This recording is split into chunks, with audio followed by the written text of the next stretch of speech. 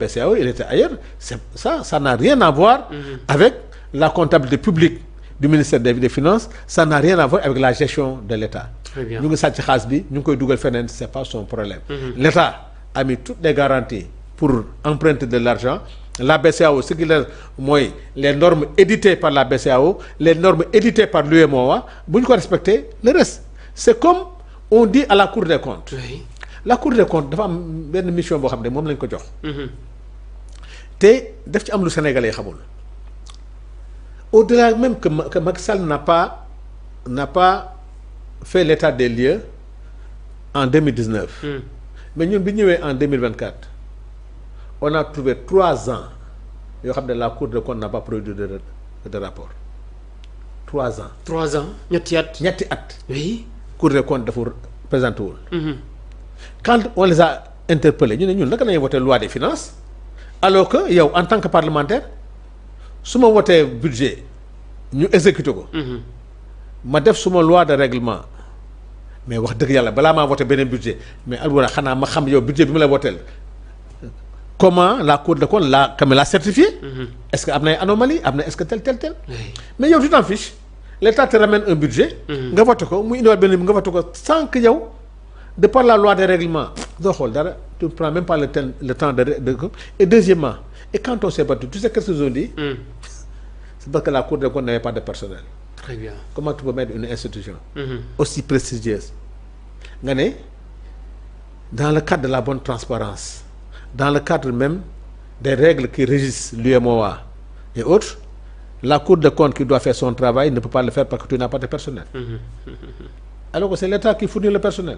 Comme il y avait une volonté manifeste de ne pas vouloir une transparence. Muy première volonté manifeste de maquiller. Donc quand on est venu, on s'est battu avec eux. Mais en l'espace de 6 mois, 1 an, mais ils ont régularisé tout. Cela veut dire que c'était une volonté manifeste. Ce qu'on appelait la commission de contrôle. Bi ñu ko installé. Pourquoi ils n'ont pas installé la Haute Cour de justice? Et voilà maintenant les raisons. Parce que si la Cour des comptes avait fait cet audit, maintenant comme ils n'ont pas fait, ñoom ils se limitent au budget N-1. nga leen di jox ba la ko joxee il y a des normes de comptabilité, il y a des normes yoo xam ne par rapport de transparence yooyu nay gëstu. Il y a l'ARTP, il y a des normes loo xam ne de passation de marché loolu la ñuy saytu est-ce que ça a été fait suivant le budget et autres. loolu nga leen sant loolu la ñuy xool la conformité du budget voté et suivant les normes qui régissent la loi des finances ak la loi sur les marchés publics et autres. Très bien. Maintenant yow boo leen nëbbee loo xam ne ñoom xalaatuñ ko yaakaaruñ ko mais yëguñu ko. Maintenant quand le gouvernement est venu foofu nañu comprendre le rôle de la Cour des comptes. Le gouvernement est venu, il a vu les rapports successifs. D'abord il a constaté que en 1 an on a régularisé li ma lay wax on a régularisé 3 rapports de Cour des comptes ce qui n'est pas normal. mu ne xaaral ma gëstu parce que lii ça paraît na. Maintenant je donne une mission exceptionnelle à la Cour des comptes. Très bien. Maintenant ce que je vais demander à la Cour des comptes boo xoolee dans le rapport la Cour des comptes a dit j'ai pris le rapport de l'IGF j'ai pris les experts comptables j'ai pris 4 institutions yoo xam ne il les a saisis maintenant dans le cadre du contrôle général de tout ce qui s'est passé de 2019 à mars 2024 xam nga c'est différent. Oui. Parce que cette mission qu'on lui a donnée n'était pas pareille par rapport aux autres missions nga xam ne c'était uniquement sur la loi des finances N-1 bii nag c'est plus qu'un audit on peut dire que c'est un audit sur un autre audit. Alburax contrôlé na ma année yi ñëw naa li ma Alburax calculer laal que doyuma parce que xëy na am na loo xam ne gis naa ko maintenant Alburax dama lay demander au-delà de sa mission quand même que normative dem nga gëstul ma au-delà de ça.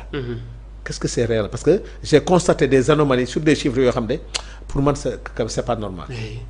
Et c'est là où maintenant la Cour des comptes s'est permis maintenant d'aller au-delà de ses missions habituelles et en associant d'autres institutions yoo xam ne sax daawuñu ci bokk. loolu moo feeñal lii yëpp. loolu moo dem ba feeñal que le trésorier général ñu woo ko mu laaj effectivement on empruntait dans les autres banques. Mais la Cour des comptes on l'a jamais dit que tu vois il y avait d'autres argent qu'on empruntait d'autres et qui n'était pas dans la comptabilité publique. Ce qui n'est pas dans la comptabilité publique yow noo ko mën a xamee. noo ko mën a xamee. Il a fallu que la CENTIF. qui a participé à cela. dem parce que la CENTIF lu jaar ci banque xam na ko. oui. Et la Cour des comptes allait devoir la CENTIF. Mais moi je veux voir tous les décaissements qu'il y a eu dans les banques. La CENTIF a donné tous les décaissements qu'il y a eu dans les banques. On a regardé ces décaissements-là. On a regardé la loi des finances rectificative. On a vu que non, ça c'est pas tracé dans la loi des finances. lii moo indi ñuy wax ne la Cour des comptes fan la nekkoon. parce que dafa yemoon ci li ñu ko sant. ci li ma doon liggéey. très important vraiment lii mooy li nga xam ne. Sénégalais yi ñun ñëpp pour une fois. war njaab man gëm naa ne sax ñi nga xam ne ñoo def lii war nañu am gàcce. di dem ci ay plateau. oui alors la question que tout le monde pose moom mooy li nga xam ne jot nañ ko jaay immeuble mais vrai que lii moo jot a génn c'est quoi la suite. mais la suite elle est normale naka lay état bii di def pour mën ko reprendre ak ñoom ñi nga xam ne ñoo def li ni mel itam lan mooy doon seen c'est-à-dire lan mooy doon seen daan noonu laa ko mën a tuddee quand même.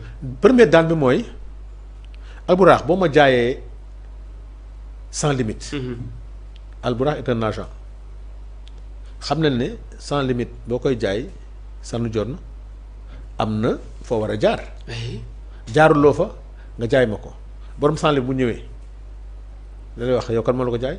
est-ce que dama jox un mandat à Albourakh pour mu jaay ma ko. da ngay njëkk a def mooy dem ci yoon récupérer sa alal. loi wu Sénégal moo ne amuñu droit jaay ko tant que jaaruñu assemblée. donc la vente est illégale. muy benn. Très bien. L'État récupère son bien muy benn. Deuxièmement nag bu ko récupéré ñu topp la nag yow ci yoon xool yoon naka lay def parce que ki nga ko jaay tamit. da lay porter plainte. Oui. Mais moom aussi en connaissance de cause ou bien innocemment jënd la loo xam ne est-ce que il a été complice. Innocemment wala il a été complice xam ne la li mu jënd du yoon. mu l'essentiel beneen bi mooy. bu tene ba nga xam ne am na yoo xam ne xëy na mënoo ci dara état mën na ko exproprier. pour utilité publique. tey boo jaayee tey dans les règles un bâtiment boo xam ne tey hôpital Dantec la état na ko non moi j'ai besoin d'hôpital. pourquoi ñu jaay hôpital man maa nga soxla hôpital ñu jaay sama hôpital pour utilité publique état mën na ko nanguwaat. voilà deux possibilités yoo xam ne l'état ne perd pas. mais li ma gëm mooy tous ces biens qui ont été vendus de source sûre seront récupérés par l'État. Parce que l'Assemblée posera son veto. Et l'Assemblée va convoquer tous ces gens qui ont acheté ces immeubles ñu wax ñu ndax xam nañu procédure bi nga xam ne moom la ñu war a jaay war nañu ko jaay. Maintenant il se réfugie sur des histoires quand même d'hypothèque. L'État a d'autres moyens de. ñoom ñu ngi weddi de nee na li fi ameewul noonu. waaw mais xam nga. surtout Abdou Mbow ak Pape Malick Ndour. xam nga Pape Malick. oui. wax naa ko benn émission Pape Malick d'accord naa mu dem ci plateau yi mais Pape Malick na xam ne plateau yi muy dem yëpp di wax moom il a été dans l'exécutif. Il a géré des portefeuilles def na deful yoon mooy xam. bés bu ñu ko woowee ba mu wax ne. li may dem ci plateau yi dénoncé moo tax ñu woo ma bu ñu ko woowee c'est par rapport à sa gestion. Très bien. na nangu loolu. na xam loolu bu baax te Pape Malick na xam ne lépp luy Wave lépp luy Orange Money c'est tracé. lépp luy Wave lépp luy Orange Money. c'est tracé foofu laa yem. oui loolu leer na. lu leer la lépp luy Wave. oui. lépp luy Orange Money c'est transfert c'est tracé. c'est tracé. très bien. maintenant. jaar na yoon jaarul yoon lii ku nekk dans l'exécutif talal sa bopp. moi je suis d'accord que sa nit nekk ci jafe-jafe nga soutenir ko. mais mënoo ko défendre. ki ko mën a défendre mooy avocat yi. mooy avocat yi. mooy avocat yi je ne sais pas ndax on parlera de Farba mais. dinaa la ci wax loo xam ne tey yoon daf ñu wax dëgg. oui moo tax dinañ ñëw ci moom. bien vrai que le 27. la war a wuy jiwaat keroog ñi dégg maître Doudou Ndoye mi wax naan ba tey. seen client bile la ñu koy toppee xamuñu ko alors lan mooy suitu Farba Ngom bien vrai que keroog wuy ji woon na foofee nga xam ne mooy ca pôle judiciaire financier ña nga xam ne ñëwoon nañ fa nañ leen gazé itam oui. waaw ndax ñu ñam tuuti xam ñu ñun aussi. ñu xam gaz boobu lu muy grenade boobu nag bien que ne bon. nit ki bu àndee bu nekkee jafe-jafe ay mbokkam war nañ ko gunge.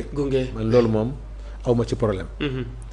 mais sa nit am jafe-jafe nga gunge ko accompagner ko pour man c'est dans l'ordre normal essentiel rek buy perturber buy def dara donc loolu moom c'est normal sénégalais. li ma jàngat ci kaw Farba. mooy sant yàlla bu baax a baax. gëm na ce pays a changé et la rupture a eu lieu.